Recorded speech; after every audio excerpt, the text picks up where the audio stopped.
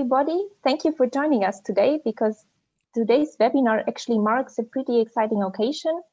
It is the first launch event of the Action Cluster Sustainable Districts and Built Environment, namely the launch of the Heating and Cooling Initiative. My name is Sophia Lettenbichler and I represent Euroheat and Power, which is the European District Heating and Cooling Association, and I also work for Celsius, but more about this later. Let's go maybe a little bit into the housekeeping for today's 2-hour session. So next slide, please. Okay, we don't have a housekeeping slide, I see, but I can just quickly tell you all of you attendees are muted. And please, if you want to ask questions, you're more than welcome to do so. So please just type them in the chat here and we will take them up. And I promise you, we will also have some interactive parts. So we really want your feedback and also co-create this new initiative with you. All right, so next slide, please. Yes, so for the launch of the Heating and Cooling Initiative, let me just give you a brief background why we are launching this and who is the Celsius initiative. Next slide. So Celsius basically was a FP7 project that assembled towards the end more than 72 cities and also a lot of supporters. So at the end of 2017, the European Commission also said that this is too good to let go and that we really have to continue this endeavor.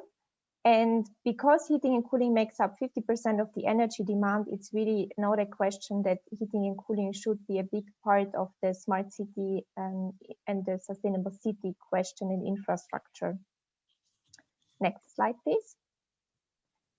And yes, so since 2019, we are basically the Celsius initiative, which is continuing this FP7 project. And it is now a demand-driven collaboration hub that continues knowledge sharing and hands-on support for cities through the forerunner groups. We are also influencing European policy with some position papers, and we support innovation, replication, and scaling of pilots and demonstrators. Next slide, please. And as part of this Celsius initiative, we have now launched the Heating and Cooling Initiative under the Smart Cities Marketplace. So what can you expect now for the first year? We want to organize some workshops for you on lessons learned from the Celsius groups. We have some working groups set up there that work on different topics. We really want to inspire further uptake of solutions and also to benchmark the other projects that are underway in the Smart Cities Marketplace activities. We will update also the Smart Cities Guidance Package with some concrete actions for the district energy network projects. And there will be some dedicated market uptake sessions. And I think it will all make a bit more sense when we have gone through today's meeting because we will focus on market uptake, investments and financing. Finally, we have already organized the Smart Cities Marketplace Financing Masterclass for the Celsius cities, and we want to continue also with this. And I've already mentioned that on the occasion, we will also produce policy papers and inputs for the European Commission. But it is a great honor today that we actually have the European Commission with us and also the Action Cluster leader for the Smart Cities Marketplace. So Georg Huben, who is policy officer at DG Energy and representing the Smart Cities Marketplace. Thank you so much for joining us, and also a big welcome to Paul Cartavos from the Action Cluster. He's representing the Buick group here in Brussels, and thank you very much for giving basically room to the initiative and a home to the initiative under the Action Cluster that you're leading. Over to you, Georg and Paul. Thank you very much. Pleasure is all mine, I should say. Thanks for inviting me. So what I'm going to do, well, I would try to set a bit the scene. So what are we looking at the moment? We are looking at a policy framework which will keep us busy for the next few decades, it seems, namely the EU Green Deal, which is postulating nothing less than making Europe climate neutral by 2050. Now, that's a heck of a challenge, as you can imagine, and it's not so easy to achieve that. There's a whole lot of funding and work programs and initiatives in place. On the side of the Commission, we have the mission on climate neutral cities, we have the renovation wave, we have a whole lot more. We have a few dedicated work programs underneath and serving the EU Green Deal, the Digital Europe program, for example. We have a lot of on mobility and so on and so forth. So you might ask yourself the question, what is this new initiative about? Well, in the first place, this is bringing together stakeholders who know what they are up to when it comes to heating and cooling. So really looking into the business case, into the financing aspect of it. And that's already one of the main keywords also of today. Since when we want to achieve a climate neutral Europe by 2050, funding will not actually solve the problem. The funding will trigger a process. So what we still need is a very, very solid financing support, a very solid understanding of how these large infrastructure projects really work.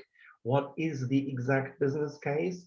How do you, as a stakeholder going about such projects, how do you speak to a bank or an investor? So how do you make it happen?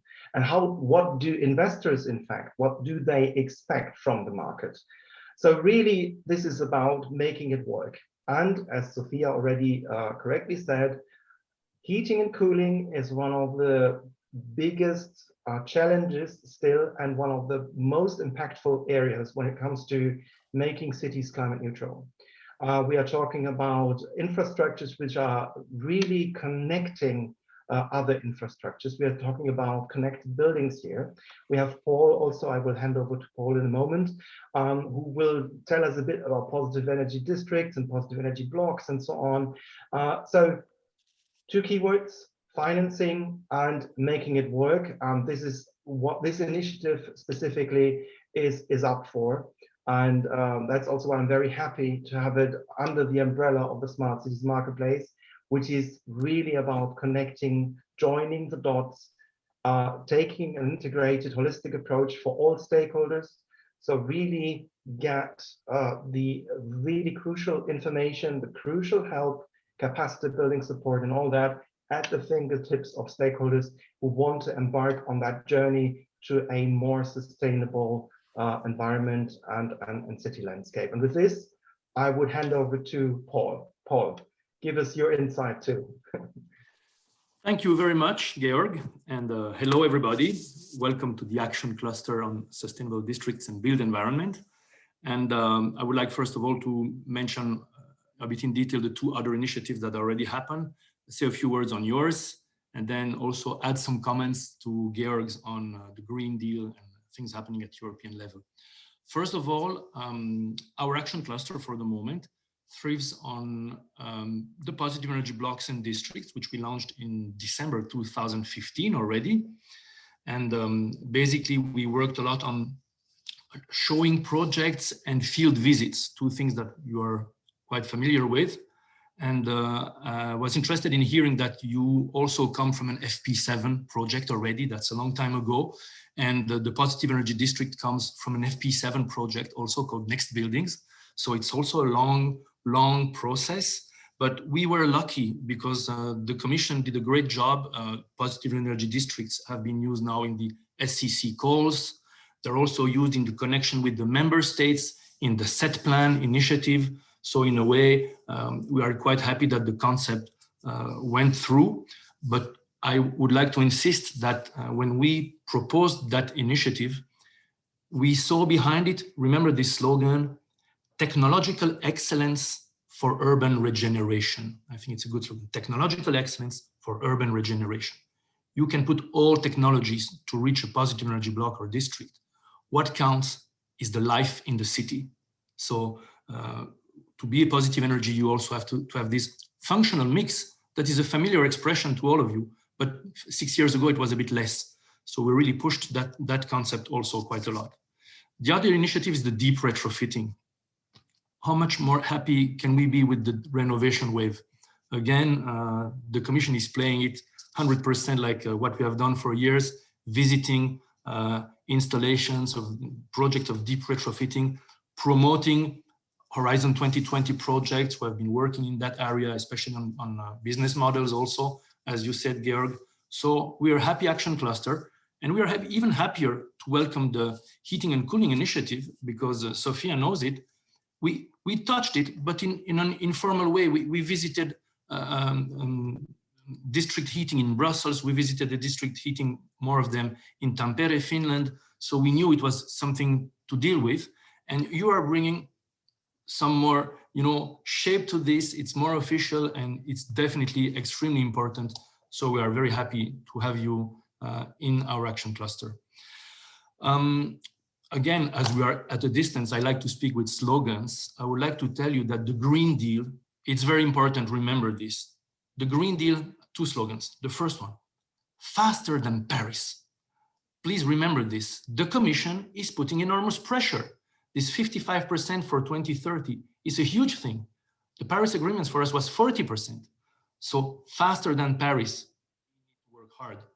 Second slogan, even more important, it's not only about CO2. It is not only about CO2. The Commission, when it looks at the future, says, of course, we need to work on climate change mitigation, of course, but also on climate change adaptation. And then there are environmental objectives on water management, on circular economy, on pollution and waste control, on biodiversity. I insist on this, not only about CO2. Good projects will have to have this broader approach. It is really important. Finally, I would like to remind you a slogan that I was able to pronounce only once in a meeting on a stage back in 2019, because I thought how to do it to have people remembering what we are doing all together. What are we doing all together? Whatever technology we are pushing. And so I cannot do it at a distance. It will be difficult, but you will probably remember it. The slogan that brings us all together for me is that what we are trying to achieve is, look at the gesture, the highest quality of life for the largest number of people and with the lowest environmental impact. So remember this, highest quality of life for the largest number of people with the lowest environmental impact. This is the slogan of our action cluster also, and all of you will find yourselves and your project behind this slogan that brings us all together. Thank you very much. Thank you so much, Paul and Georg, for putting indeed this new heating and cooling initiative into context. What I would like to do now, let's say as a first action of this initiative, is to actually find out what you would like to do. I see we have more than 70 participants joining the webinar, so I'm really, really happy that we have you here, and we really want to make sure that we take up your ideas and we shape this program all together. So I would like to invite you to open in a new browser, or you can also do it on your mobile phone, the Slido website. So just go to slido.com and you can enter this hashtag 30696, and then we will just have a quick brainstorming with all of you together. So please open the slido.com and put in 3069.6. And when you're there, you will see the first question, which is, what topics would you like to see at the Heating and Cooling Initiative? Now, a quick advice would be that you should not put whole phrases, but maybe just 1 or 2 words are enough. Something between 1 and 3 words would be perfect. So give us some ideas what you would like to see at the Heating and Cooling Initiative discussed in the next years. Yeah, excellent. I see we have already some financing and ownership ideas, renewable energy, waste heat, of course, also very important. Financing is the most important now in the center, which is pretty interesting because this is indeed the first session that we have now conceptualized for you, just coming afterwards. Yes, I see a lot of ideas there also on integration, other financing, circular economy models, exergy. All right. If you have more ideas, please keep them coming. I see that we have 5 core topics for now: energy efficiency, waste heat, structure of contracts, decarbonization, and financing still as. Okay, excellent. Thank you so much. This will really give us something to work with, and we will for sure look into this. If you have other ideas or topics that you would like to discuss, even projects that you would like to bring to the initiative, feel free to send them to us. We really want to do that together with you. And with that first session, I would now like to hand over to my colleague, Magnus Andersen, also from the Celsius Initiative. He is my financing expert, and he will lead you through the rest of the session that we have ahead of us until 12 o'clock. Please, Magnus, the floor is yours. Thanks, Sophia. Thank you. Georg and Paul, thank you very much for those words. It's very inspiring. I've been thinking about the name for this session, but I guess, Georg, if I just should take in one of yours, faster than Paris, I think we would be all set. But anyway, first of all, I would like to welcome all the digital participants to this session. And here, Sophia, I would like to use your knowledge again quite soon, in about 5 minutes, with a Menti, yeah, or Slido. Sorry, yeah.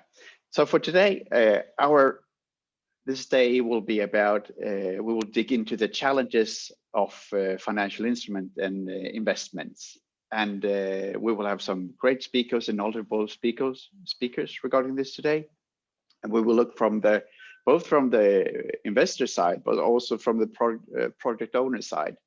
And when we have those speakers on board, we will try to get them and get their recommendations and how we could be more successful in financing heating and cooling projects. So with this said, we will focus on heating and cooling, but important for you other viewers who are here today, you should also know that this session could be relevant for everybody within the smart city community, which are going for investment, which are uncommon to the investor community. You probably have the same kind of challenges. All right. With that said, Emilia, please change slide. So this is what we like you to have today. I will give you some context on what we would like to see. So there are some frames. So what we have, just for you all to know, is that we interviewed about 100 cities and utilities, and this is why maybe we have this. This is why we have this webinar today.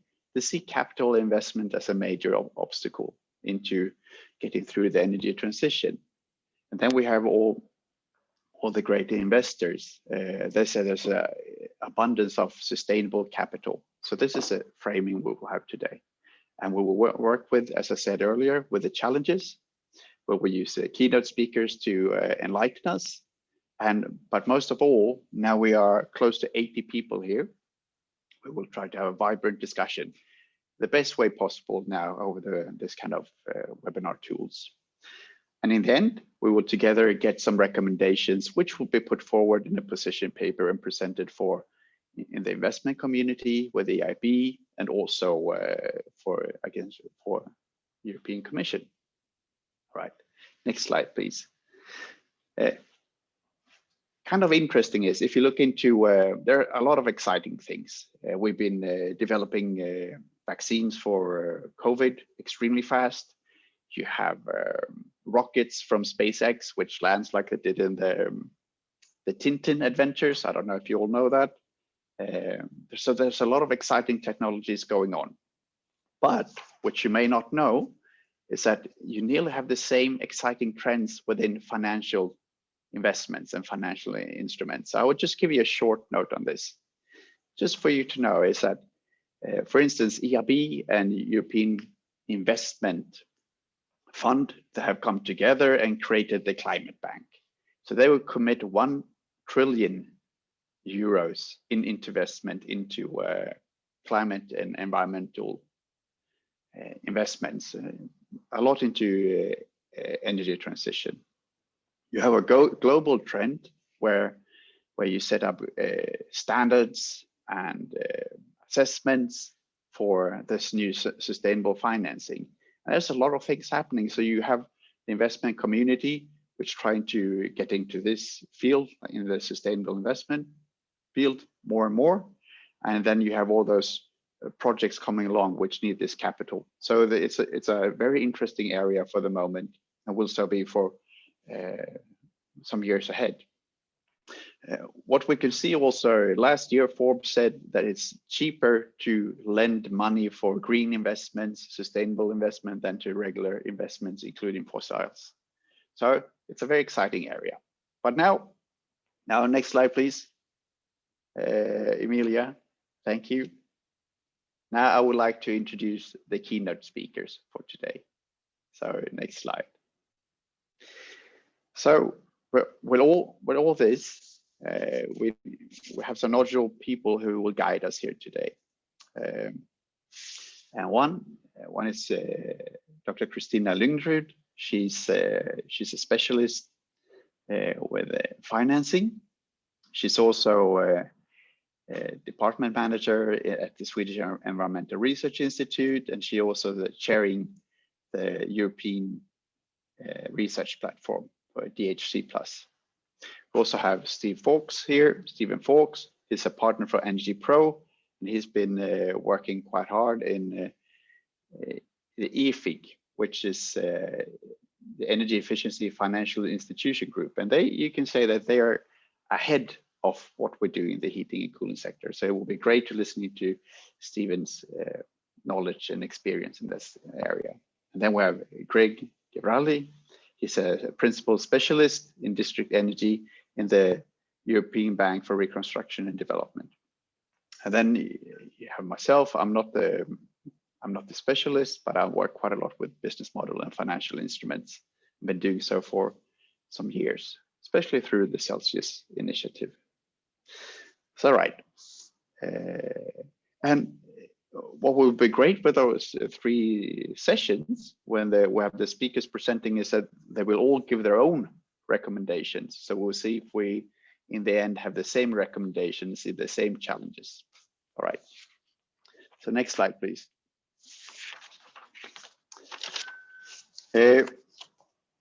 Before entering into this session, where we have the first presentation regarding unlocking financing in district heating and cooling, we would like to just to get to know who's in the audience. So Sophia, this is the time where I need you to help me with this Slido.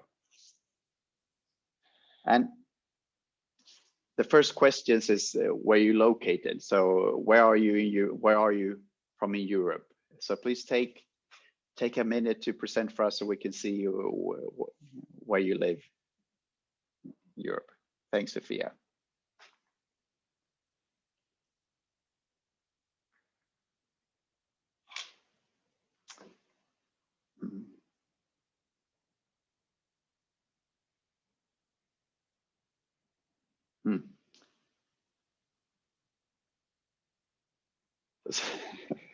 I guess there are some colleagues of mine and from Celsius in Brussels and in Gothenburg.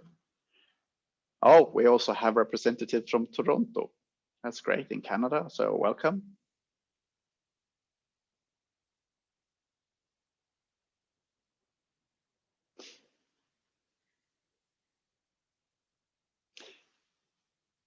And we also have, as I can see, we have both from the northern. So we have a cover from all of Europe, I would say, and with more from the northern Europe and the Western Europe. But also, I can see, I'm happy to see we have the sun in Portugal here today. So that's great. So welcome everybody, and thank you for participating. Sophia, could you just run the next slide? Oh, this is what organizations you represent. So this is if you are project developer, if you need financing capital. If you're yes, good that you're part of Horizon 2020 project. and if you are also from the investor community. So this is good. This is good for the smart cities community. We have a lot of Horizon 2020 partners here, and we have a lot of project developers and city representatives, and we have a bunch of investors to this, and also a good representation from the European Commission, where Georg is one of us. So I think this sets the scene for the presentations. This will make it easier for us to have the dialogue with you. All right. Thank you very much for this, and much welcome. So the next, Emilia, could you please help me out with the slides? Yes. So, one up, please. Yes. So here, this is one of the seminars here today, one of the presentations, and it's actually a work which has been done within the Celsius initiative, and it's the Urban Agenda for Energy Transition Partnership, and they have given us an assignment to see how could you create financial instruments which is suitable for heating and cooling. And with me, I hope today I have Christina Lygnerud. Are you here? Yes, I'm here. All right, good. Could you please turn on your video also? I did. So everybody could. All right, there you are. Welcome. All right. Thank you. So Christina and I will run this session for about 20-25 minutes. And I will just make a short introduction before I give the floor to you, Christina. All right, so next slide, please. So why do we do this paper at all? So what we try to do is a position paper for the Urban Agenda for Energy Transition Partnership. And the main thing is just how do we handle the challenges with financing district energy projects?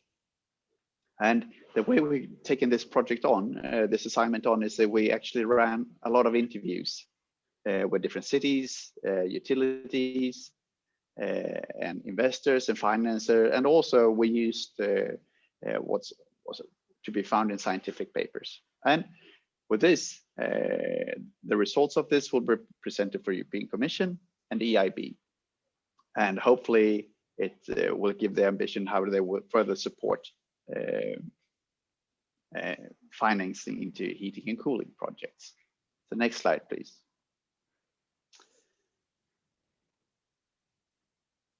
Emilia, could I please have one more slide? Next slide.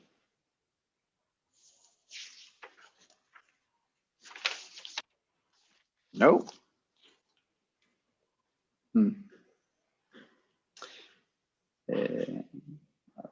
Emilia, if you have possibility, it will be great if I can have the next slide. Or Christina, maybe you have the control of the slide for the moment. No, I don't. I'm sorry. All right. Then I think I'll, Sophia, do you have the possibility to change slides? No. All right, thank you. 2 slides down, please. Yes, all right.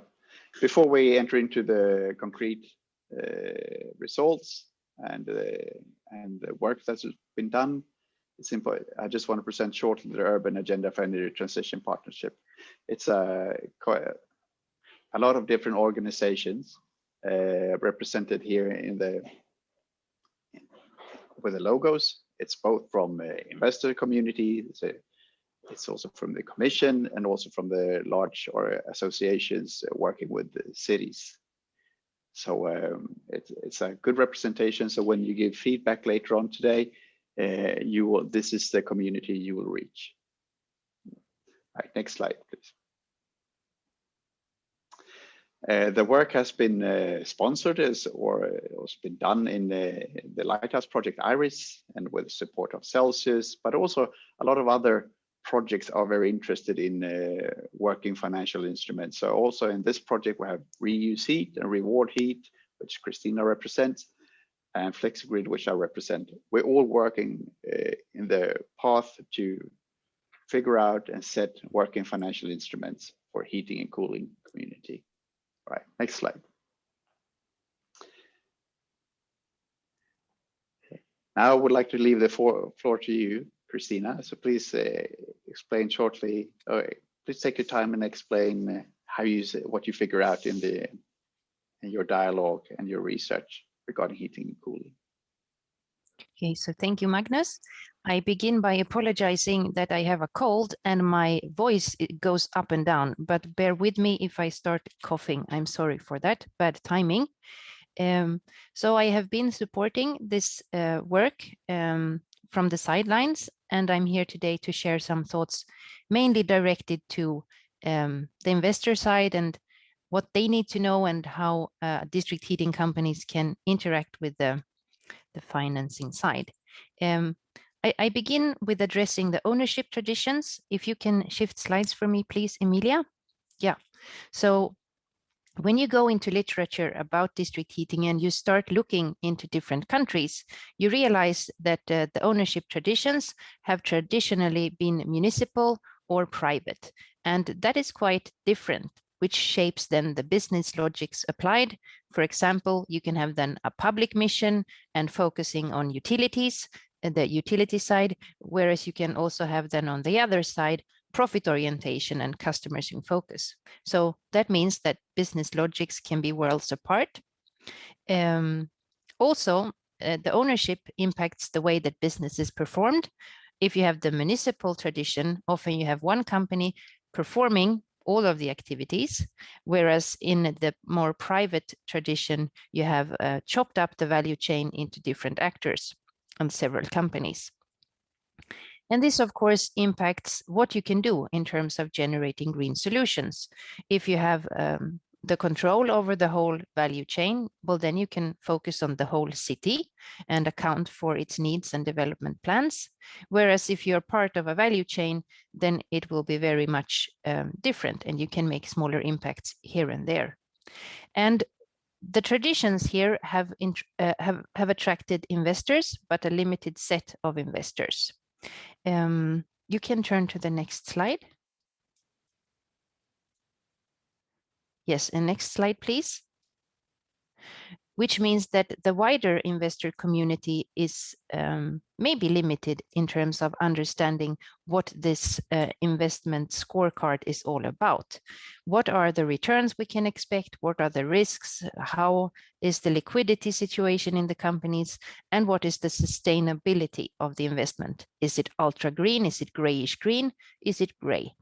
So with this picture here, I would like to illustrate that the tip of the investor iceberg is known to a wider community. You can please change slides. Which brings us to this table here. Last year, I was chairing a think tank on how to unlock investments into the district heating sector as part of a greener economy. And we had a team of district heating operators, investors, engineering consultants, R&D people, and lobbyists. And one of the key messages, which I myself didn't see so clearly beforehand, is that during a life cycle of a district heating or cooling investment project, there are different risk exposures. So first, we identified 5 different phases of these kind of projects: feasibility, development, construction, operation, and reinvestment. And then we saw that the risk exposure varies. So in the first 2, you have a lot of risks that you have to account for. You have to understand the demand side, what permits are needed, is there competition out there, what is the credit worthiness of these actors, what pricing method should we have, and other external impacts like policy, incentives, and such. Whereas when you go on in the production, in the project, to the construction phase, you have another set of risks. You have construction focused risks. You think about the fixed assets, they are at risk. And then in operation, you have the operational risks, of course, the risk of standstill or malfunctioning and things like that, and also of changing market conditions. And then at the end of life of an asset, you have to make a consideration, should we reinvest or not? And then it's a big market exposure to make that decision. So these different risk exposures will attract different kinds of investors and will be suited for different kinds of financial instruments. So we identified that for the first phases, it's often a grant of some kind or the project owner that provides the first investments. And possible financing bodies that we find out there are national or international funding. And then in the third phase and in the fourth phase, we find the loans, and often they come then from an infrastructure fund in the construction phase. And as we go along into operation, more investors become interested, still the infrastructure funds, but it can also be insurance and pension funds who are interested and attracted by a very long period of life. And then at the end of the day, in the reinvestment phase, it's often not a project investment anymore, but corporate funding, and it goes into the decision-making of an owner at the end of the day. Okay, next slide, please. So that said, we know some things about the current district heating and cooling investments, and we have pinned the risks down, and we know who should be investing in which phase of a project life cycle. But it's not as if the sector is not going to develop further. There is a lot of change coming ahead with new technologies and new regulations and a lot of green investments. So let's see what we are to expect ahead. Next slide, please. So today we tend to have a centralized heat supply, some kind of power production plant or similar that distributes heat out to the city or the wider community through a distribution network. And this is often based on a logic of economy of scale. Whereas in the future, we will have to do some things differently. We will have fossil-free district energy, which means that we need to use something else. And probably that will be decentralized heat sources. Can be renewables like solar, geothermal, or ambient heat, but also waste heat of different sorts to meet the demand of interconnected neighborhoods. So that means that in the future, we have to switch from this logic of economy of scale to something else. We have to build the logic around prosumer relationships and long-term customer arrangements and the use of local heat sources. So the district heating investments as we know it today is changing. Next slide, please. And this kind of change necessitates certain things to happen. So for example, we need to build new corporations. The one that is most obvious is the collaboration between a district heating operator and the owner of a heat source, the prosumer relationship. And also the customer becomes an energy partner with energy services and efficiency coming more and more. And we will also see unprecedented combinations of technology providers. It will be a patchwork of solutions. We see that already in innovation actions in the EU projects that I coordinate. And then we will need different investor combinations for different phases. One possible idea is to collect investor pools that can support a city transition over time, focusing on investing in projects that are most appetizing to different kinds of investors along then this life cycle of projects. Next slide, please. So that said, the tip of the iceberg as we know it today is known, but we have a lot of work to explore in the upcoming years. And it will be a journey not only for investors, but also for the industry itself to see how we can really transform into being a green sector. Next slide, please. And there I believe Magnus is coming in with some experiences.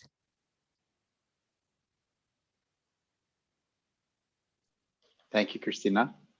Yes, also from the work with the urban this paper, we also have some comments from the lender side also. So next slide, please.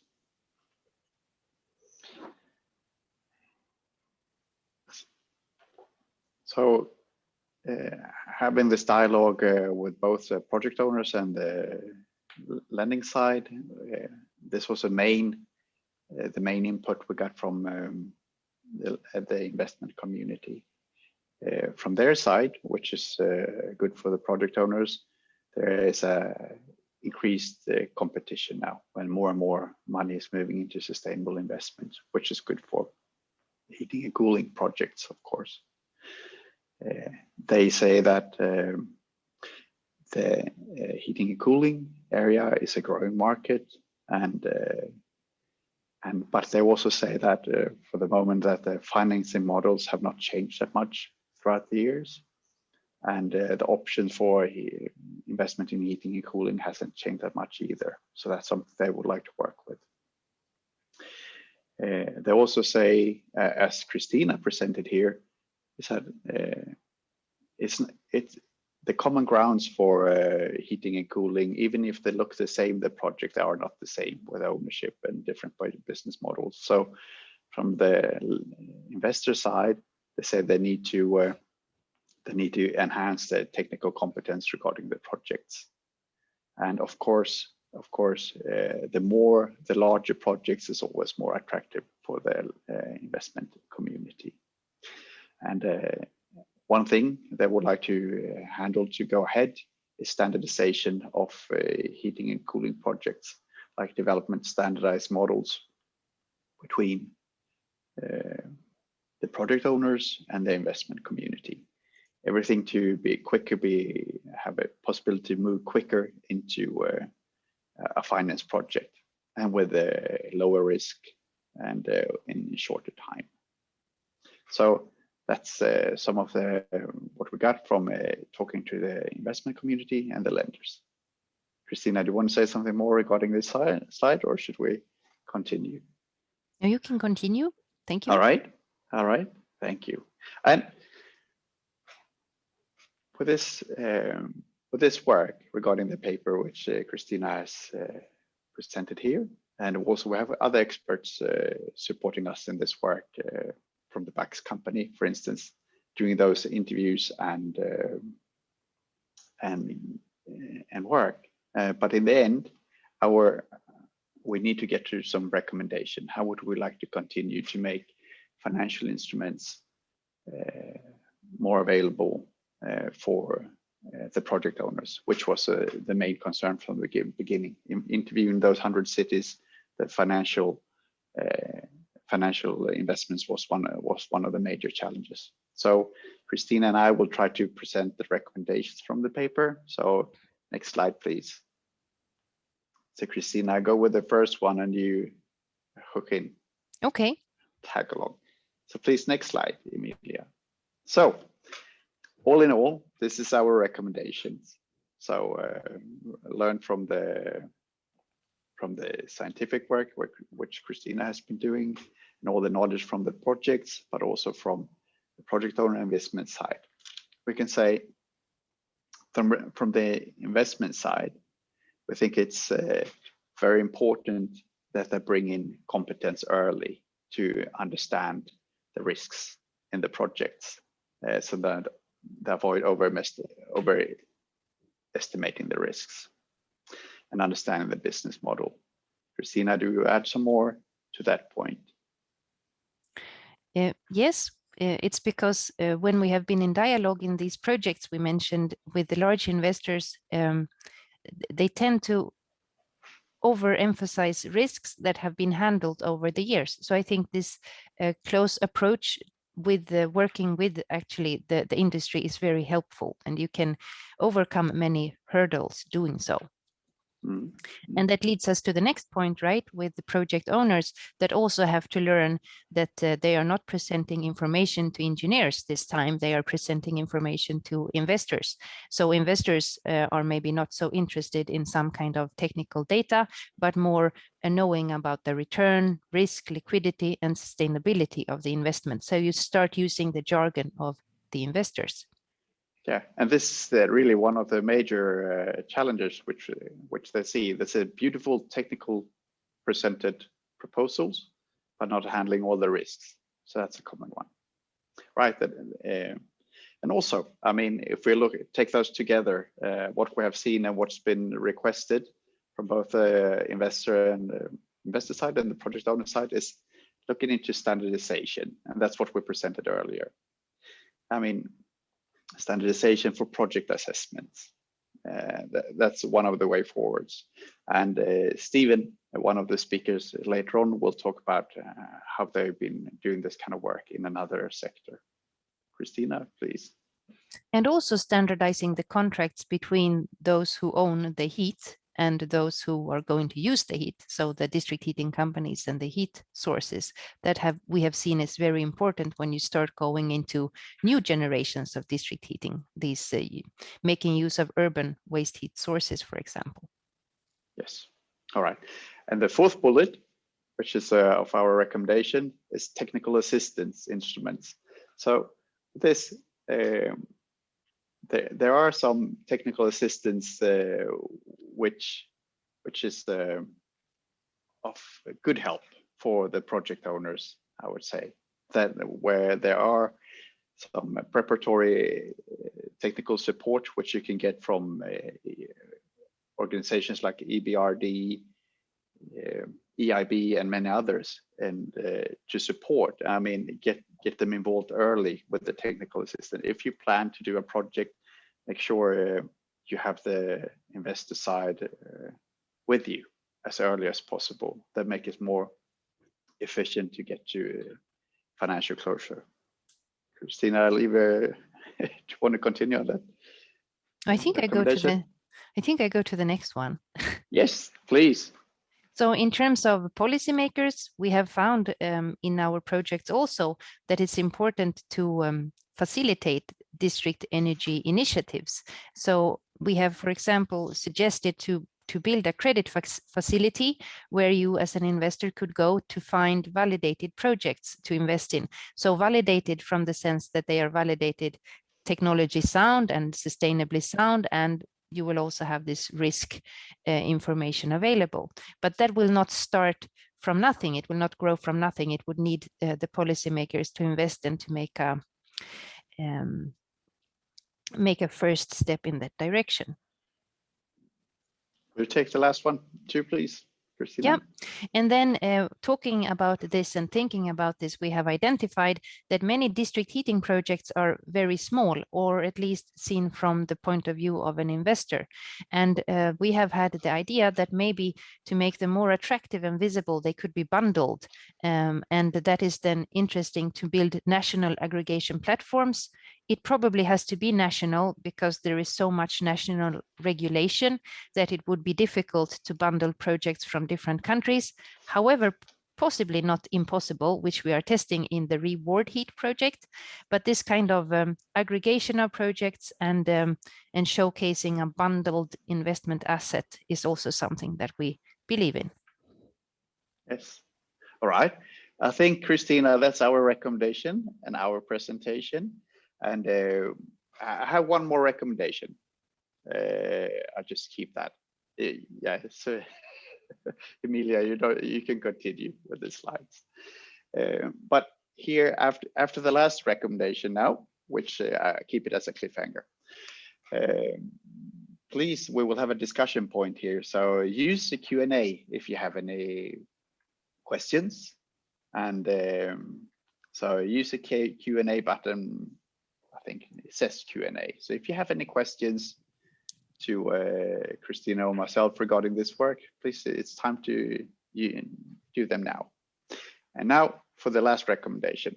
This is not the recommendations for the heating and cooling projects per se. It's more for what we saw here today in the community of the participants here today. You can see we have a lot of project participants from Horizon 2020 projects. And this is a very personal recommendation, which is not gathered by, it's not gathered in those interviews, but I would like to say, if you're gonna go and run an innovative project in the SEC community or any other Horizon 2020, Horizon Europe proposal. If you're sincere with your project and you would like to use the results for energy transition or another sustainable transition, please develop your team early, already in the proposal phase. Not only the super great expertise and the technical project expertise into the project, also bring in sponsors, business people understand the business models, and also connect with the investment community already in the startup of your projects. When we have done that in our projects, we have really seen that the way from an innovative idea to innovation proof of concept into upscale and deployment has really enhanced. So that was not for the recommendations was not for the heating community only. It was for everybody running Horizon Europe or Horizon 2020 projects. All right. With that, let's see if we have some Q&As. We Christina, have actually a number of Q&As already, yes. Magnus. Yes. We have right. 2 questions that concern consumers and local initiatives. So if I may, I would put them together. First of all, do you see evidence of increased consumer production of heat? And also, what about financial possibilities for local initiatives? I assume like energy cooperatives. What financial possibilities do they have? Christina, please, could you see if you can answer those questions? Yes. So I can address the first one here on the prosumer aspect. So when we have looked into low temperature district heating installations, we have first reviewed the potential of low temperature heat sources, and we have identified that using heat from sewage water, computer centers, metro systems, and hospitals, we could cover about 10% of the heat demand in Europe. So there is a lot of heat out there. And then there is a growing interest in these prosumers to actually make use of their heat. A study was made recently when we looked into depth into 6 such investments, and 5 out of them were initiated by prosumers in the local community, asking the energy company to consider using their heat. So this is a growing trend, not so large yet, but it's out there. Will you address the second one then, Magnus? On the financing, I don't remember it now. The second one was about local energy initiatives. What type of financial possibilities do they have?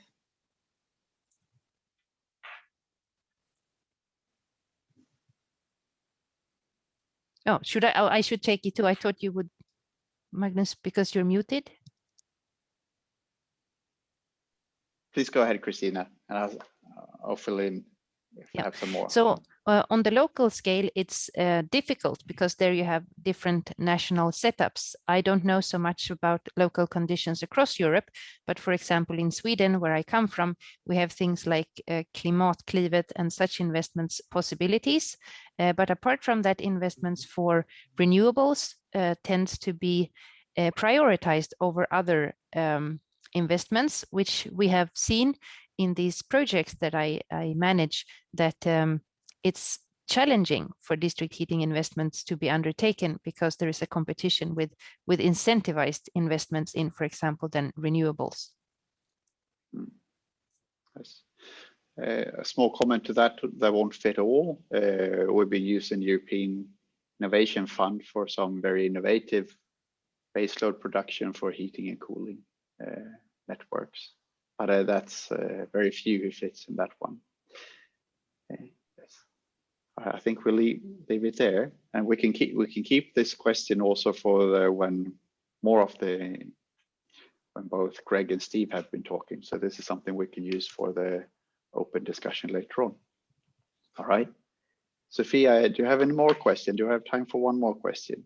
Absolutely. We have a lot of more questions, and there is already a discussion going on also in the chat. So that's great. We have some projects that are sharing resources, for example, also on prosumer studies and so on. So this is excellent. Please keep it going. If you would like to ask a question, it's much easier for our back-end team if you do it in the Q&A function. So that's the button just next to the chat function. Please use that one. But anyway, we will manage, I think, no matter where you pose your question. So we have another question from a smart city, actually. What kind of trends do you see in ownership models, for example, publicly owned or privately driven, by example, given concessions for private partners or consortia? That's you, Christina, again. Yeah, so I think ownership traditions are hard to erase. And I believe that countries with strong traditions will keep having them. However, we see shifts, for example, in Sweden, where we have gone from municipal heritage towards a trend of privatization. So there is now a mix, but the majority is still municipally owned district heating companies. And then we see that different countries that are new to district heating, they choose different approaches. So for example, in the UK, there are both a mix then of cities going all in and advocating district heating development and supporting it. And there are also private initiatives popping up. So I think this mixed ownership picture will be more visible in countries that are new to district heating than the ones with a strong heritage.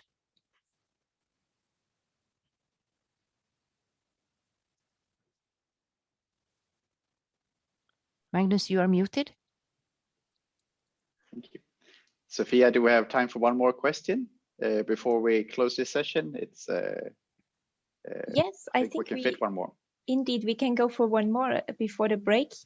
There is a question about sustainable business models, which are crucial for all project owners and investors. How is that accomplished in Europe with the present gas prices, especially, of course, in a context for district heating projects? So can I start there, yes. Magnus? Yeah. So I think, yeah, the gas prices are really low across Europe. We know that, and it's the biggest competition to district heating investments as we see it. But if we think 2050, then I hope a lot of gas has been phased out and there will not be the same kind of debate. And when you build district heating, it's for a long period of time. So if you take the time horizon and the future of 2050 with no incineration of fossil fuels and such, I believe you have to incorporate that into your business case, especially if you're looking for long-term sustainable investments. Otherwise, the gas price is a hard nut to crack right now. And this is also in line with the more sustainable financial trends. They will put a climate risk, you make a climate risk assessment and you have energy lending policies for green investments. And this is it's cheaper money to get this green sustainable investments. So hopefully we also have some support from standardization of the green investments that will make it more favorable investing in green. But that we'll see. All right, Christina and all in the audience, I think we will close this session. And great thank you for piloting this session and for a great presentation, Christina. And thank you, audience or participants, I would say, not audience, for joining. And it's great to see. We cannot see the chat from here, from where we are. But it's great to hear that it's a positive and good dialogue around district heating and cooling. Sophia, I give the time for you. Is it time? What do you say? Is it the 5-minute break now? Yes, I think indeed we can. Greg, are you there? Yes, I'm here. I've got a fresh, I've got a fresh cup of coffee, and all right. Happy to wish good morning to everyone. All right, all right. I cannot start my video here, but it's not much to see. All right. Okay, Greg, you will tell us about practical experience from a financer's perspective. Let's see if I can start my video. So there we are. All right. Thank you. And I see that most of the participants are back. So there's about 70 plus people listening into this conversation. But Greg, I didn't tell you before I let you on the floor. Now you're a principal specialist at the European Bank of Reconstruction and Development. So I guess you're entering this position as a man well-dressed and professional presentations. So that's why I will give you get to know questions before I let you have the floor is yours. So will you see, could you just tell me if you have some, before you present yourself, is it something we would like to know about you, which is not common to your professional community? Are you extremely good in rock climbing or something like that? So we get another face on you. Ah, yes, okay. So it's odd to ask to ask the financier to get to know something about themselves. Yeah. I remember Christina asking me this in a previous occasion. And of course you have hobbies and the the usual boring things that people like to do, like go hiking, ride bikes, that sort of thing. But the thing that a lot of my friends seem to know me is that I'm a very enthusiastic eater. So I can eat tremendous amounts of food, I'm told, and I don't do this professionally, but oh, no. perhaps it's something I could consider. But maybe as I get older, I may have to retire from this area. That's good. Thank you, Greg, for sharing your non-professional self for the community.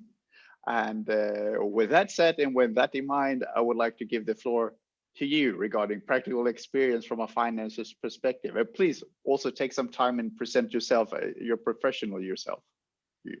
Okay. All right. Well, floor is yours. Thanks. Okay, great. Thanks very much, Magnus, for this this entertaining introduction. And thanks to all the fellow presenters and everyone today with an interest in the topic that's joined the webinar today. So I believe that there's a presentation that's not being controlled by me that should go up on the screen right now.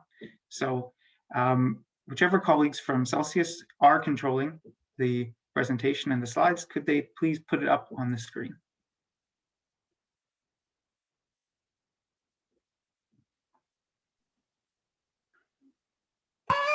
It should be up now. Yeah. Okay. Could you please click forward one slide, please? Okay. So we're good to go. So yeah, like I said, that's entertaining introduction. Don't want to talk about myself too much, but as you said, I'm the district energy specialist at the EBRD. So I'm actually not a banker. I quite like telling people I'm an engineer.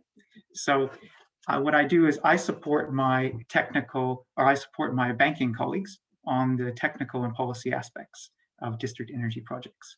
But although I'm not a banker, I have picked up a thing or two along the way about how these projects are financed.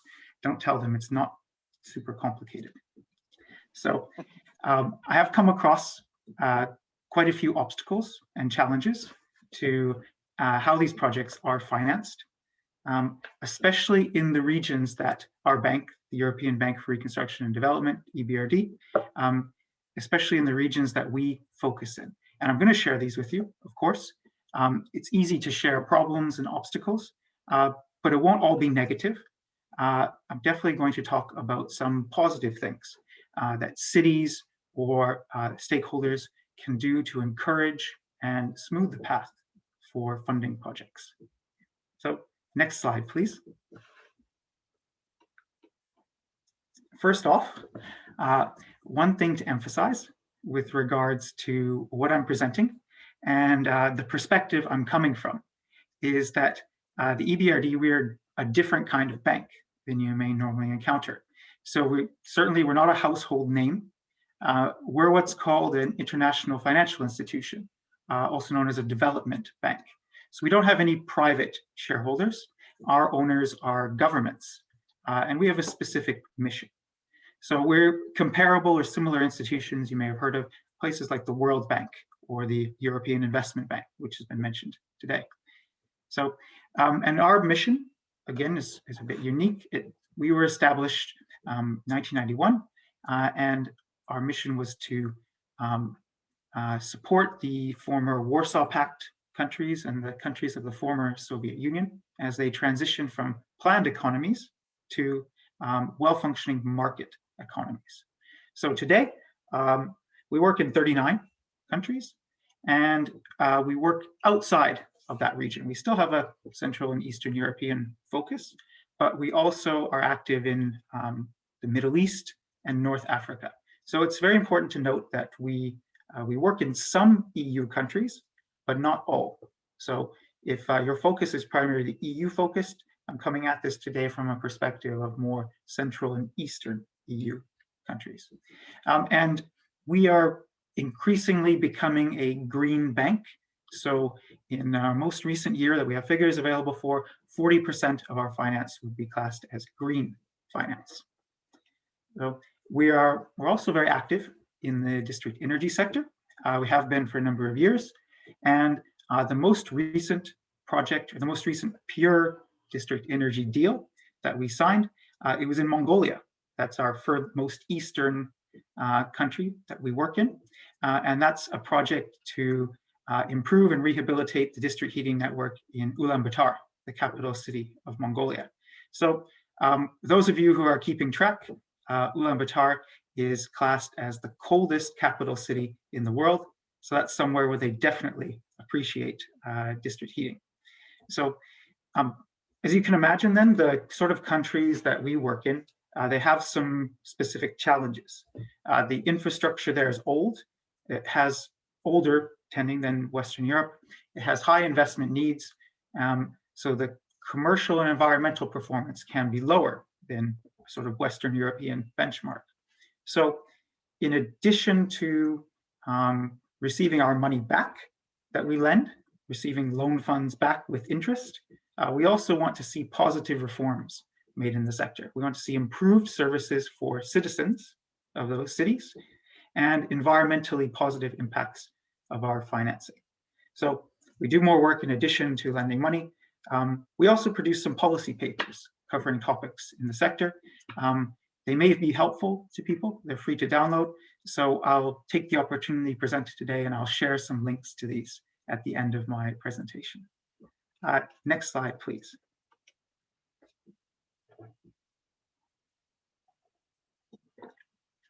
So to set the scene today, please consider the following.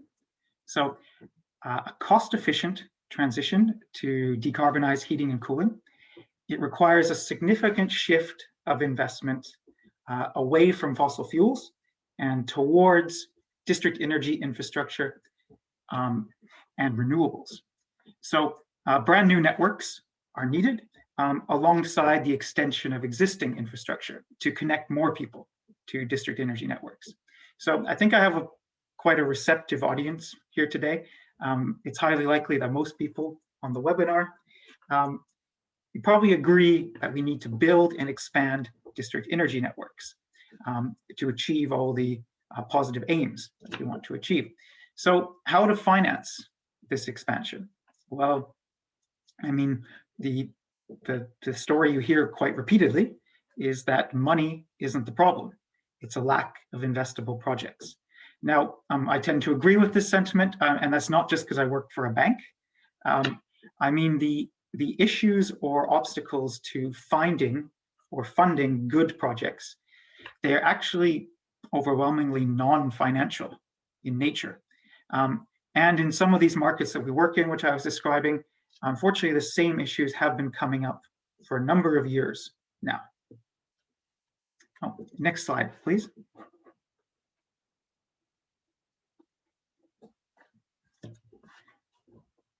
So when we discuss this topic of finance, it's worthwhile to describe the different kinds of financing that an institution like ours can offer for some of the most common forms of district energy projects. Now, these are very much what I would say conventional forms of finance, bank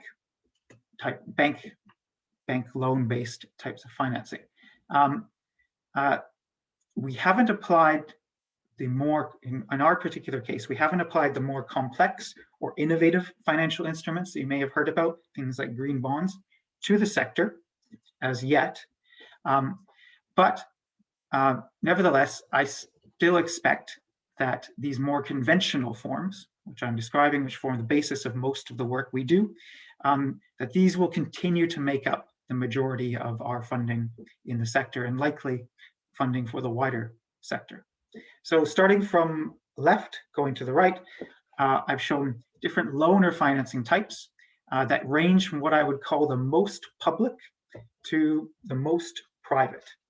So starting on the left, we have what I call the fully sovereign form of lending. So this is where we would lend directly to a national government who would then normally on-lend those funds to a state-owned utility that's in their control. This is probably the least risky form of lending. Classed within the same category, we would also lend funds to a state-owned utility or a city, but in some cases there would be an explicit guarantee provided by the state. This is what we call a sovereign guarantee. Now, if we move along to the right, we start to increase our risk, likely increase the cost of finance as well. So next up, we have what we would call sub-sovereign loans. Now, these are lent to city or a city-owned utility, but it would include a government guarantee in the form of a city or municipal guarantee. So it's still a guarantee from a state entity, just not the overarching national government, and most likely will be more expensive in terms of loan pricing.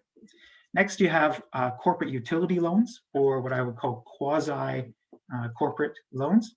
An example of this, it could be a state-owned enterprise. It could be operated as a wholly owned special purpose vehicle. But these organizations, they're strong enough to stand on their own, and they don't require a state guarantee, either sovereign or sub-sovereign. So that company's revenues or assets, they would be sufficient for them to borrow a significant amount of funds on their own. But again, it could be more expensive than, or would expect it to be more expensive in that way.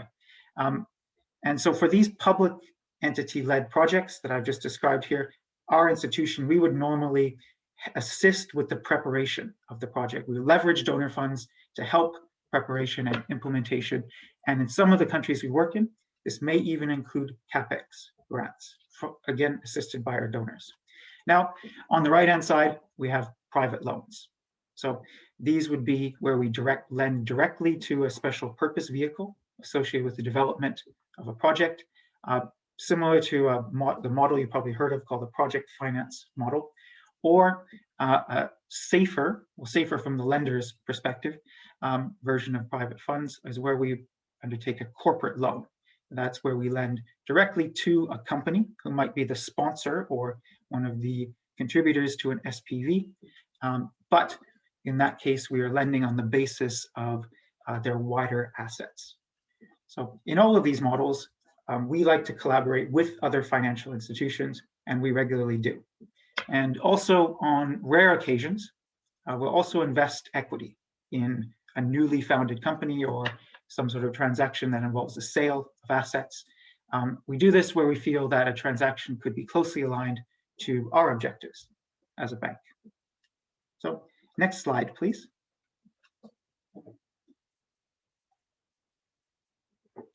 So now that we all have an idea or a better idea of some of the common forms of bank finance, what blocks or stands in the way of funding projects or making a project bankable? So this probably goes without saying, but different countries, cities, or private sector developers, they all face different challenges. It's all very dependent on a specific country's circumstances or objectives. So, developing projects in Ukraine versus the Western Balkans where, by the way, we have a great program to support renewable district energy projects. There's a different set of obstacles in those places. So the the cost of alternative heat sources, or the competition from alternative heat sources, is certainly considered an obstacle.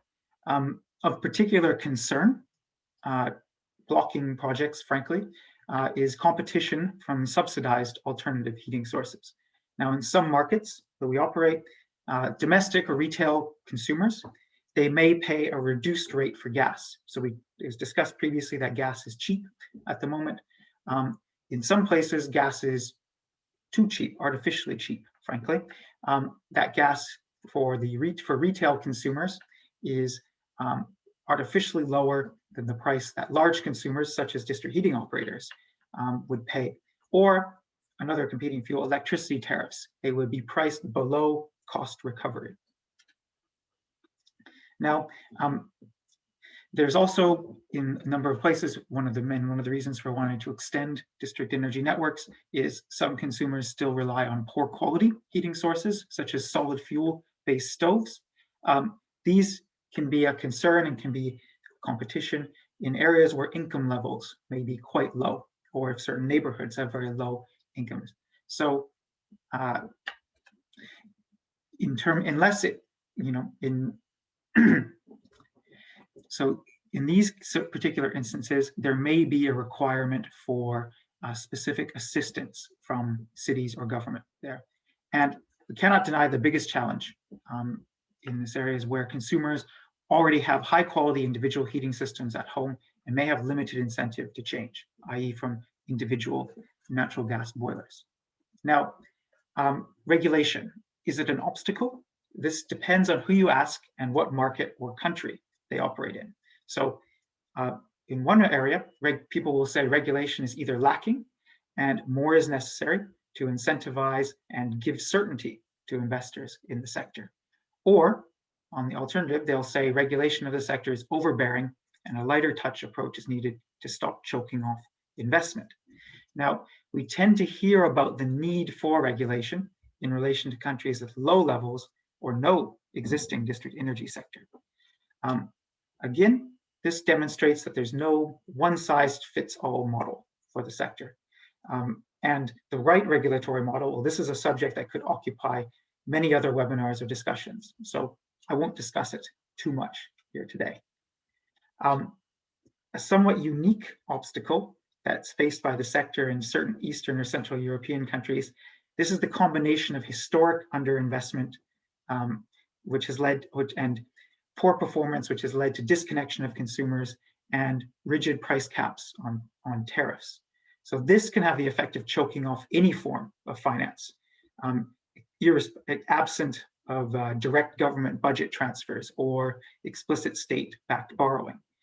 So in these cases, due to years of underinvestment, breakdowns are frequent, losses can be high, and it's difficult to compete with alternative heating sources. This can result in what we dramatically call the spiral of death for certain networks, where consumers continue to disconnect, costs remain high, and it becomes an unviable venture. And possibly the biggest obstacle to cities' plans for district energy is a lack of political buy-in. There's a number of reasons projects can fail, but this issue of political buy-in or support is the biggest issue that I've encountered on projects that I work on.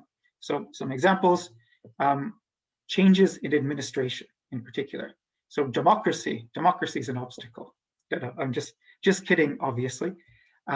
But changes in administration or political parties, this can make financing good district energy projects hard. A new mayor may want to distance themselves from the previous mayor's idea. And where a city's borrowing capacity is limited, district energy projects may not be as perceived as attractive by those in power as per se a public transport project, which may have more visibility to voters. And this concept, it may also drive cities to not want to fund such initiatives themselves and to look to more complicated PPP, public-private partnership type models. Public-private partnership models have a place, but they aren't the solution in all cases, and they necessarily aren't the solution when a city is simply looking to move projects, funding, or costs off their balance sheet. Next slide, please. Coming to the end. Thanks, Craig. So to the positive. So what can cities or local government do to encourage or incentivize? So rare is the city or government that can sit back and expect a system to develop or expand without any intervention from their side. So some specific suggestions that can make financing projects a little bit easier. It's likely obvious, but if there's an ambitious national plan or renewable energy targets, this will certainly favor the increased uptake of district energy, and this signals that it's a priority to government. And this can provide reassurance to investors or financiers. I can think explicitly of my colleagues in the credit department, the credit officers, who are actually surprisingly aware of government policies in this area. I can't avoid talking about regulation, so please don't fall asleep. Where the sector is regulated, that must strike the correct balance that protects consumer rights, enables utility operators to cover costs, make profit, and incentivize investment. So I'm not saying that regulation is absolutely necessary. There's a perception that in less mature markets, you need regulation to act as an incentive. And it's believed this will make consumers more likely to accept the service if there are legal protections. So there's some truth to this, but in my opinion, this is probably more specific to a country where there's a history of competition, a large amount of natural gas boilers out there, and consumers are used to being able to switch from one energy supplier to another. In this case, they may need regulation to reassure them that they're not overpaying for their services. And another more explicit incentive, it's related to local planning or construction rules. Now, cities, they often have power over granting permission for what gets built and where, and they can build in obligations to connect to nearby district heating networks into their green building certification schemes. They can be tailored to favor or highlight the benefits from district heating connection. And some cities, they even go one step further. They designate entire districts as district heating zones, meaning that connection is mandatory in that area. Now, I'm not explicitly endorsing this approach because there has to be strong public acceptance or support for district heating services. And the last point is the use or need of grant funding. So now state funding or subsidies may be considered a bad word. However, in less mature markets, they may be absolutely necessary to help establish the sector. Same is applicable if there's a project that may not have high energy density. So subsidies or an equity stake by a city or state, this may allow as well that the first consumers that connect to a network that is being built out, they won't be penalized due to these low loads and early stage revenues. So some systems, they address this risk of low early stage tariff revenues with the use of their internal funds or government grants to make this equity-like investment in the system and to fund revenue gaps from this low load at the outset. And it's important to note this is intended for a short period of time, say 5 years. It's not meant to be an open-ended subsidy. So these use of state funds, this can de-risk those first projects and it can attract private sector participation to subsequent projects. So next slide, please. Well, I was going to say that's the end of what I was talking about. So I wanted to end on a positive note, which is subsidies, free money. Thanks all for listening. I also snuck in some links to those free to download policy papers on the screen there, which the bank produced. And I hope this is helpful to attendees. One of them is specifically focused on financial sustainability in the sector. So I look forward to Stephen's presentation, and then hopefully there'll be questions and discussions afterwards. Thank you. Thank you, Greg. Thank you. Very interesting. And I think we have also seen there's a lot of questions going towards you, but I think we will keep those for the discussion later on. So thank you very much for this contribution. Thank you. And then we leave the floor to Stephen Fawkes. And Stephen, as Greg, do you have anything you would like to tell yourself which people don't know from your professional self before we start? Well, fortunately, because Greg was first, I had time to prepare for that question, so that was lucky.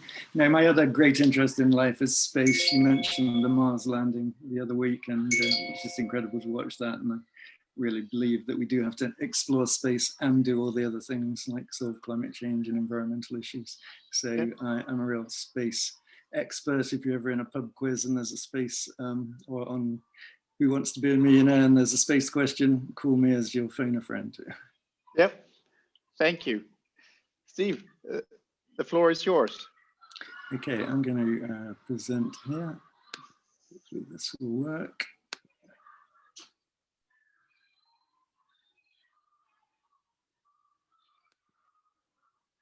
Right, do you have that? So Magnus asked me to talk about scaling up investment and the design of financial instruments, which is really the main area that I've been focusing on, and Energy Pro, my company, has been focusing on for quite a while now. So just a brief introduction, my own background, more than 35 years experience in energy efficiency, energy services and financial services. So a bit of an odd combination. I sort of went back to my energy efficiency roots in 2012 and created Energy Pro, which is an impact-led group of businesses that really helps organizations of different types transition to net zero and a regenerative economy. Our main focus has been on financing energy productivity in the widest sense, but we're also now active in actually designing and developing buildings as well. And our clients really cover the whole gamut: corporates, investors, governments, and multilaterals. And just a brief kind of run through of some of the things that we've done that are most relevant to today's discussion, and a couple of those I'll be giving a bit more details on. We introduced the Investor Confidence Project, which is all about standardization to Europe, and led the Horizon 2020 funded projects on that. And as Magnus said at the beginning, we've also been heavily involved in EFIG since 2016, and were the principal authors of the Underwriting Toolkit, which I'll talk a little bit about. Also, I was heavily involved in the EFIG work on the sustainable taxonomy. Then from a kind of practical finance point of view, I sit on the investment committee of London Energy Efficiency Fund and advise a couple of other funds. And LEAF, the London Fund, has invested in various district heating and block-wide heating schemes, as well as energy performance contracts. And then on financing instruments, we're currently advising the UK government and UNESCO, which is the UN operating in the Arab region, on the design of financing instruments. So it's a very timely conversation. And then we have also developed a business model, which we're now rolling out in the UK and in Kenya, called ESCO in a Box. And ESCO in a Box, I will talk a bit more about, but it's really an enabling tool to allow smaller organizations access the sort of energy performance contract, energy service company model. And then we've been involved in various H2020 projects, and also the EFIG multiple benefits projects, which I'll talk a little bit about. And then finally, again, from the practical side, we actually have a joint venture with EESL, which is the Indian State Energy Services Company. And it's a unique joint venture through which they've invested £60 million into UK energy efficiency companies. So that's background. Always worth just starting, I think, with the size of the problem or the opportunity. Obviously, various numbers have floated around in the recent past about the amount of investment that's needed. This was a recent one that I picked up, which said basically 275 billion of investments are needed, and most of that are in energy efficiency, and that's needed to hit the 2030 targets. Sounds like a lot of money, and at one level it is, but of course at other levels it isn't, and this was touched on earlier. There is a lot of money in the world now looking for sustainable investments, and more money flowing in every day. And also, to put this in scale, if you look at bonds, government bonds and corporate bonds in the world, there's something like 18 trillion of bonds that have negative interest rates. So you could kind of look at that and say, well, it's 275 billion. We do need to scale up, but on a grand scale of things, it's not quite as big as we think it is. Barriers. Now, we always have conversations about barriers, and Greg went through some of them.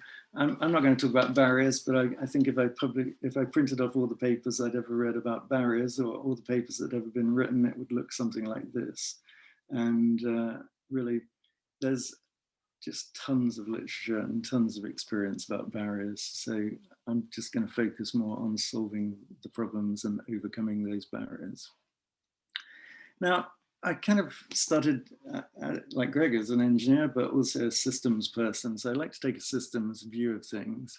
And I think if you think about any project, whether it's a district heating project, or whether it is an energy efficiency project, or a new building, or even a project to land on Mars, it goes through this basic process. Somebody has to originate the project. Somebody one day says, wouldn't it be a good idea if we did blah, blah, blah, build a district heating scheme?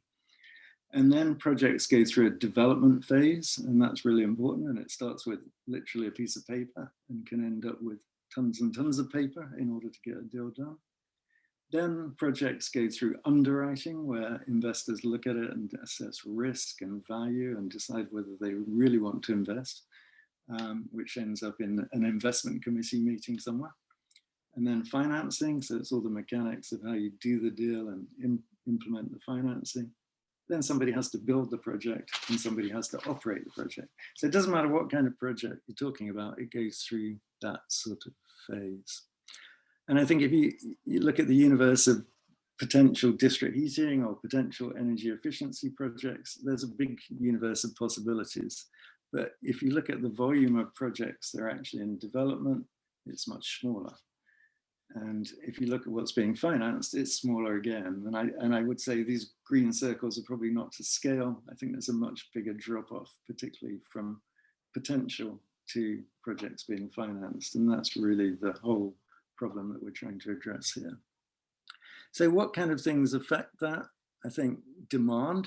People have to actually want to buy something and pay for it. And I think energy efficiency has had a real problem in that I always say nobody wakes up in the morning and says, I want to buy some energy efficiency. It's really tedious. It's really boring. You wake up in the morning and might say, I want to buy a new iPhone, but you don't wake up in the morning and say, I want to buy energy efficiency. So demand is important, and we need to understand what drives demand.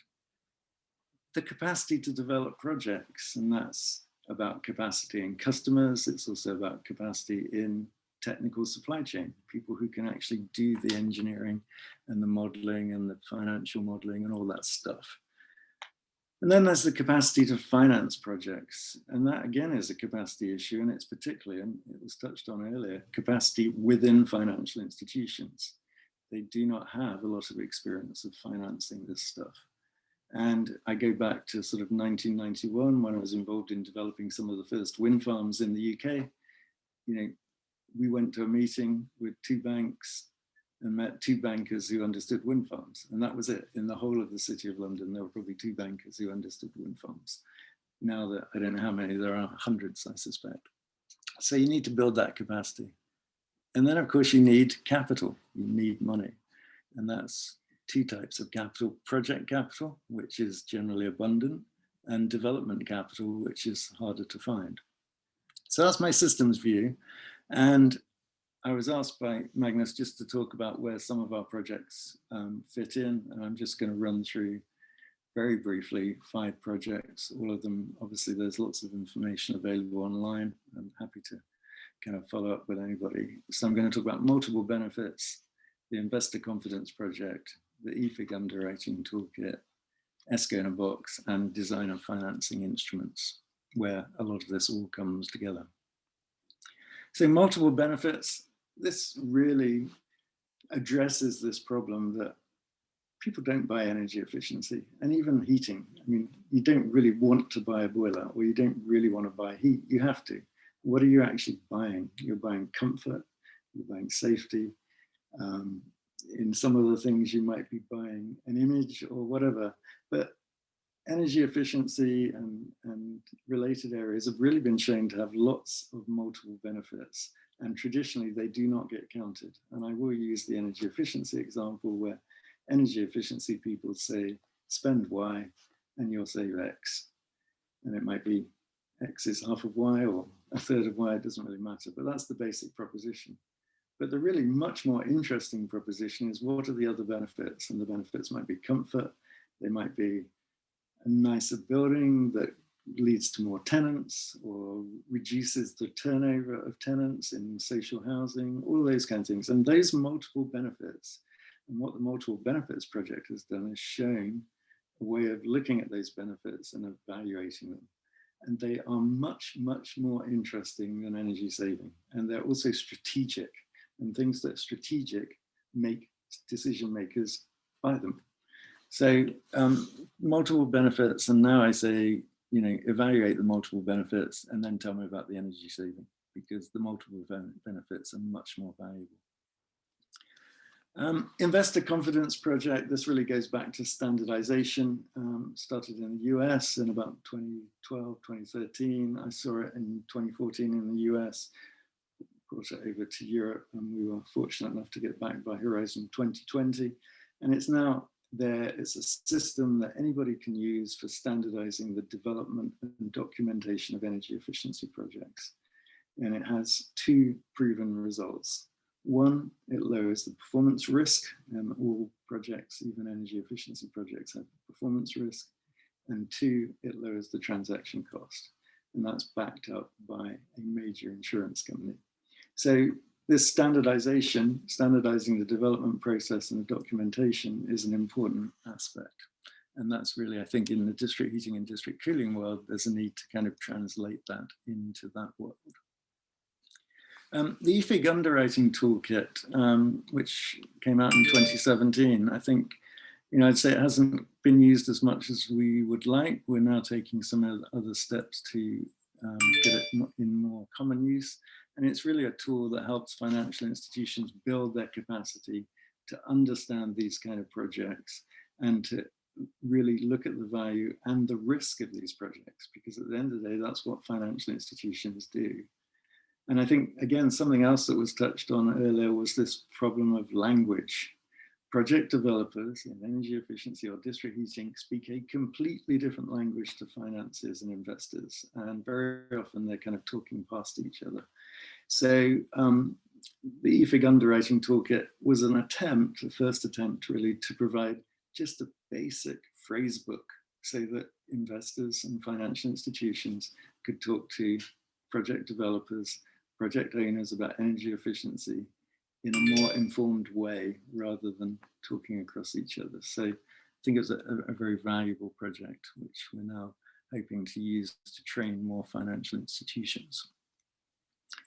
And then ESCO in a box, this was something that we've developed with UK government funding. And this goes back to the idea of ESCOs, energy service companies, been around a long time. It's an old idea, and people often say, oh, it's the answer and the solution. And often it isn't, because it's very complicated, tends to apply to big projects, tends to be public sector.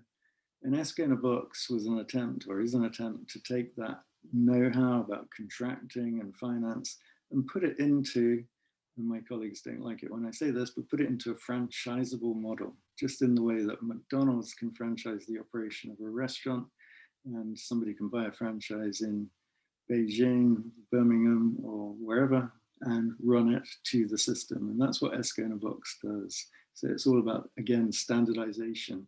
And we see this as an important tool at a local level, which can plug into aggregated finance and aggregated insurance, and also ultimately aggregated plays within the power market as we get into more flexible. So ESCO in a box, I think, is a good model.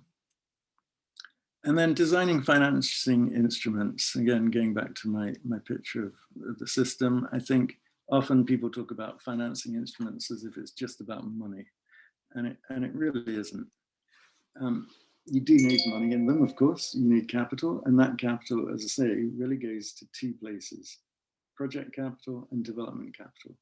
And what I'd say repeatedly, and what we're saying, to all the people that we're advising on this, is there is a bunch of project capital out there. If you have a good, well-developed, bankable project right now in this area, you will find project capital for it. What you may have more difficulty finding is development capital. So it's getting over that from potential to a developed bankable project. And that's sort of riskier project. Now grants can help, but we need more financing instruments that really focus on development capital. We also need de-risking tools, and I could talk all day about de-risking tools, but these are things like guarantees, collection mechanisms. They're things that de-risk the projects for the investors and also for the end users. And the selection of de-risking tools can be localized and specialized according to the need. And then you need things called transaction enablers, and these are really things that help push projects over that gap between here's a good idea to here's a developed project. And so an example of a transaction enabler might be a procurement framework, which makes it really easy to procure the kind of services that you need. Or it might be a super ESCO, so an energy service company that sits above other ESCOs. Again, there's a whole host of transaction enablers which can be designed into these financing instruments. And that's what we're doing with UK government and in the Arab region as well with the UN. So that's really the key components of financing instruments, and they can be localized, but they need to have de-risking tools and transaction enablers. There is absolutely no point just putting a pot of money there and thinking that stuff will happen, because it won't. So Magnus asked me just to finish with my top 5 recommendations.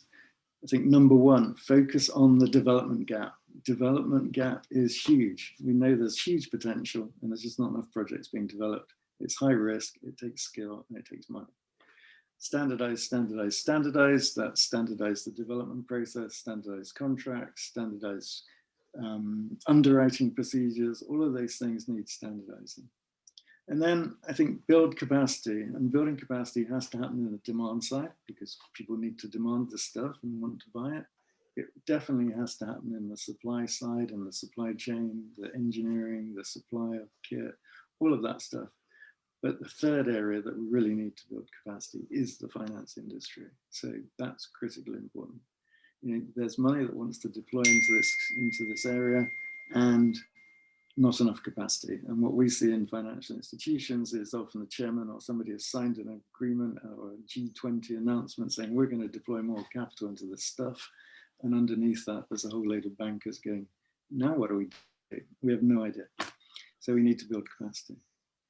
And then design, place and sector specific financing instruments that include development capital, transaction enablers and de-risking tools. When I say place and sector, I mean, they are going to look different according to the place and the sector, but they will have to have all 3 elements. And then, as was said earlier by Magnus, I think, work with the finance industry from day one to build a platform that can scale and ensure your projects are bankable. Don't spend a ton of money developing a project and then find out it's not bankable. And we still see that sometimes, quite often, where people come and say, here's my project, and it's not really bankable. So that's my top 5 recommendations, a quick run through of some of the projects, and also hopefully a kind of overview of where all these things fit together, because I think one of the problems we have is there are so many initiatives, it's hard to kind of keep track of where they all fit together. So with that, over to you, Magnus. Thank you, Steve. This is some great recommendations and some great insights. I mean, I just said my head nearly gets dizzy with all those great recommendations. I don't really know where to start. So thank you very much for this. Now we have just 7-8 minutes left. but before, and I would like to have a session where we have a possibility to answer 1 or 2 questions. Sophia, do you think you can help me out with the Q&A? And so we have a short panelist session just for 1 or 2, 5 minutes. So Christina, please also join. And for everybody, I know that there have been questions regarding the material. We'll make sure that all this material will be available on all platforms which supports this seminar.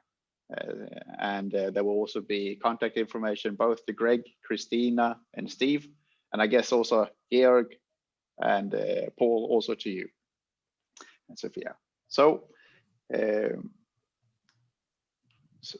Sophia, do you have any questions from the Q&A, which any major ones which we can stick to for a couple of minutes before we have to end this session?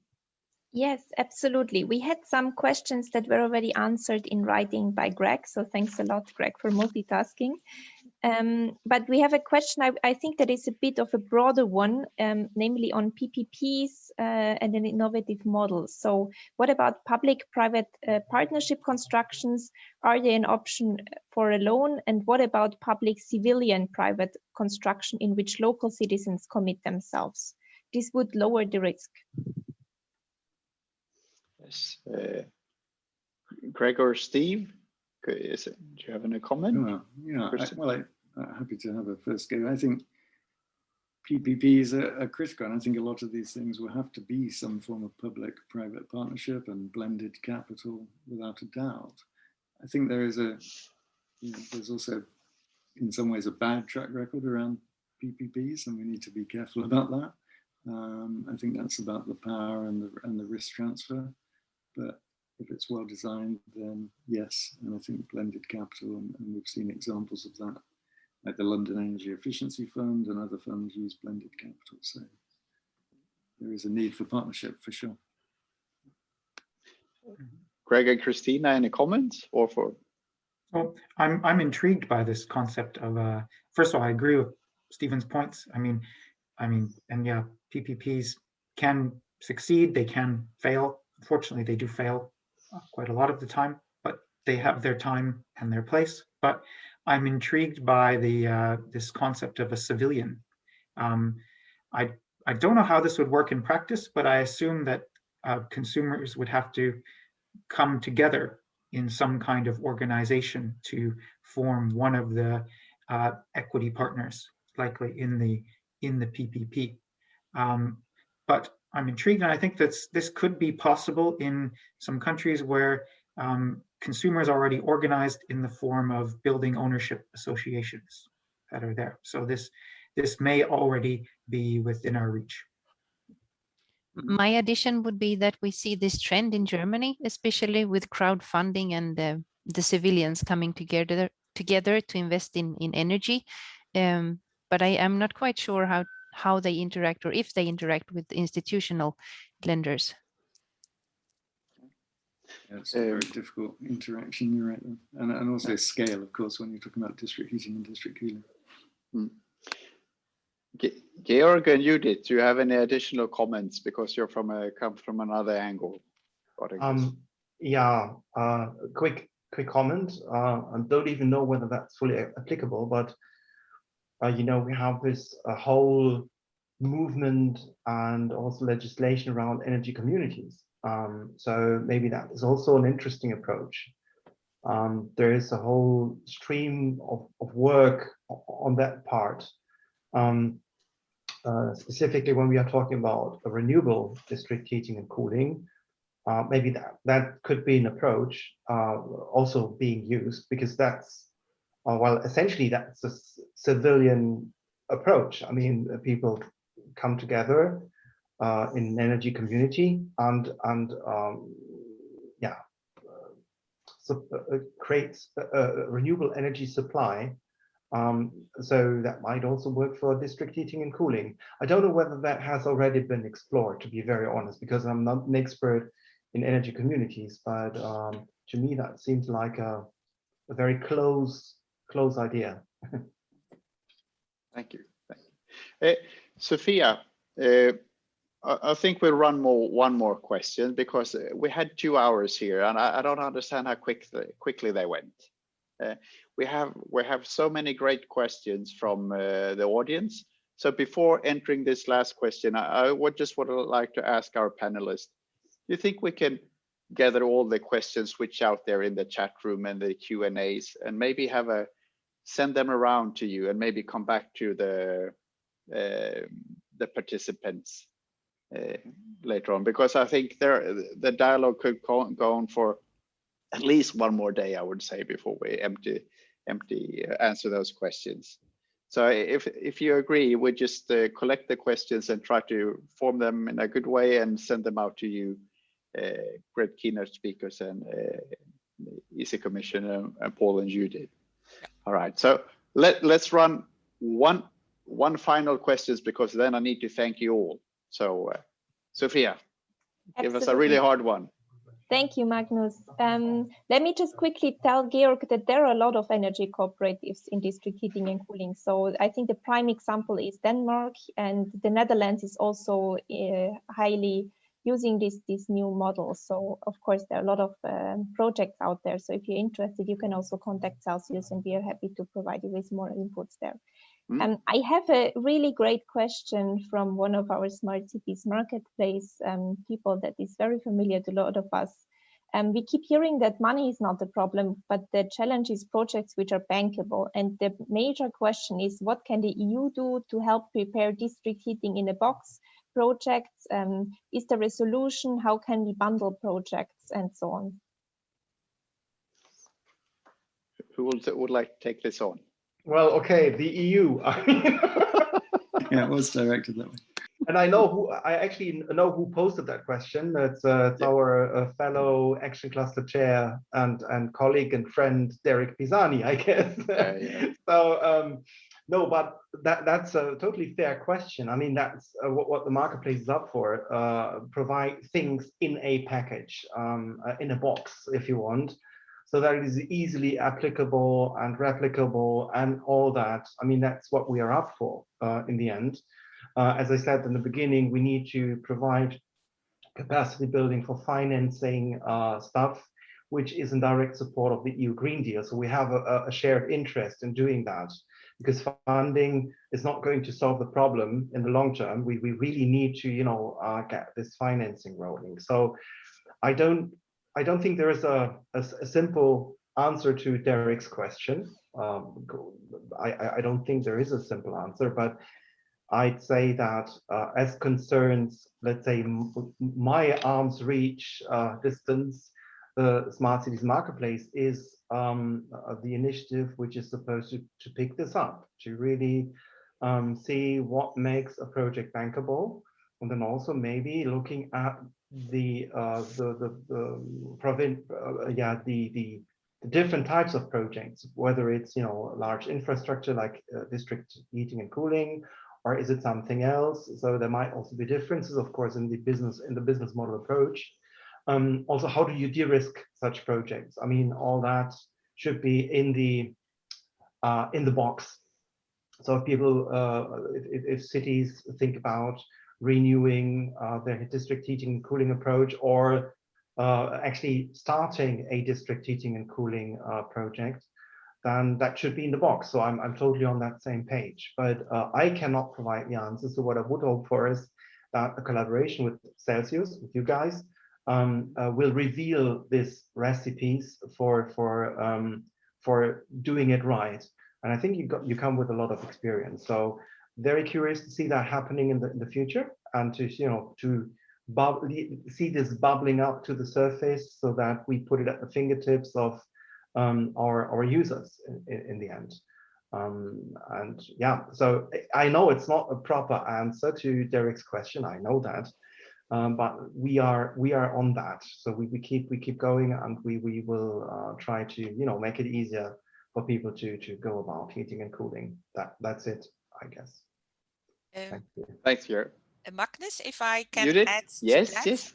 Please, Judith. Yes, I would say that also the member states can play a very important role here. It's not only the EU or the local level, but we definitely need the member state level to become active in this as well, by providing the right structures or the right preconditions. For example, in physical planning, we have already for 100 years, we have mandatory things about building codes, etc. It was touched upon a couple of times. We have a lot of things that have to be done if you want to develop or redevelop the urban fabric, but we don't have a mandatory figure for energy design. And in my opinion, having such an energy design playing a similar role to physical planning, building codes, etc., would greatly advance the possibilities for these long-term investments. So I would say it's not only the EU, but also the member states that have to play their role. Thank you. That will be the last comment for this session, Judith. Thank you for joining. And I haven't introduced you properly, Judith. Would you just like 5 seconds about the work you do with financial masterclasses and in the Smart Cities Marketplace? You muted like I usually am. Sorry, with the Smart Cities Marketplace support team, we organize regular masterclasses where we use a combination of several tools and instruments like Smart City Guidance Package, like financial tools, project intake forms to help developing projects in the field of smart cities. So thank you. Thank you. For everybody's sake, those are great classes, so please join those. With that, unfortunately, we need to stop. We need to stop this session. We're already running 5 minutes late. We will take your questions on and try to answer them in this group of panelists. I would like to say a big thank you to Emilia and Sophia. You haven't seen Emilia today. She's represented by a C, and you don't hear her much because she have kids in the background because she's working from her vacation with Sophia to make this event happen. Then I would like a special thanks also to Greg, Stephen, and Christina for presenting all this great knowledge. And thank you also Paul and Georg for giving the wrapper about regarding the cities, the positive energy districts, and also regarding the smart cities. And Paul, not to mention it, which we didn't really touch today, is with the citizen in the center, of course, for this work.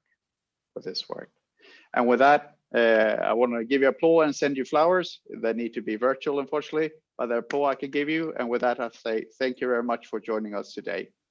All the information will be on the websites who's hosting this meeting today.